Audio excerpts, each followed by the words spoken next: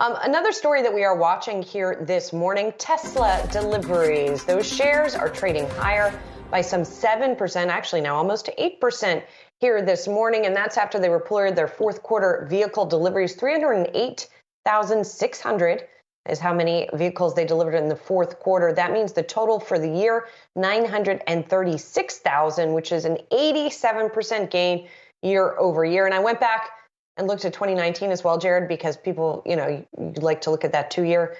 They're up quite a bit over that, over 2019 as well. And that 308,000 is also above estimates. So Tesla here, what's also interesting is at the end of last week, we got the news that there was going to be a pretty sizable recall of older model Tesla vehicles, which had various issues with them, most of them involving the trunk and blocking of the cameras. But this feels like more than overwhelms that potential negative from last week.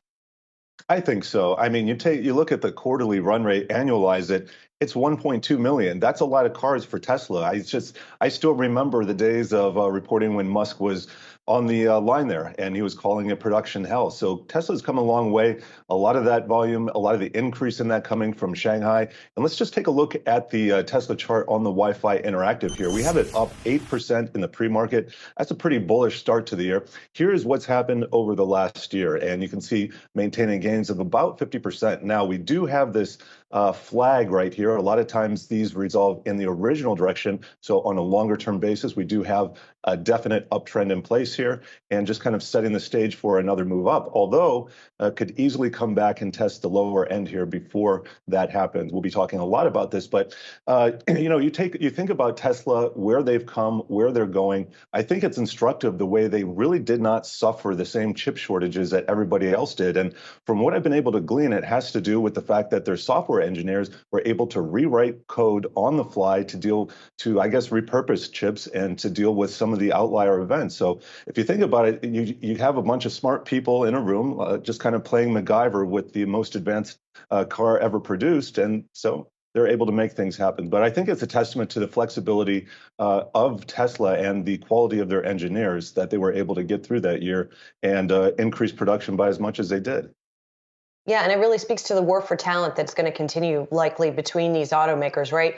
Not just Tesla and the traditional automakers, but also there's been a sort of back and forth between Apple and Tesla in some of the hiring. So that's going to be interesting to continue to watch.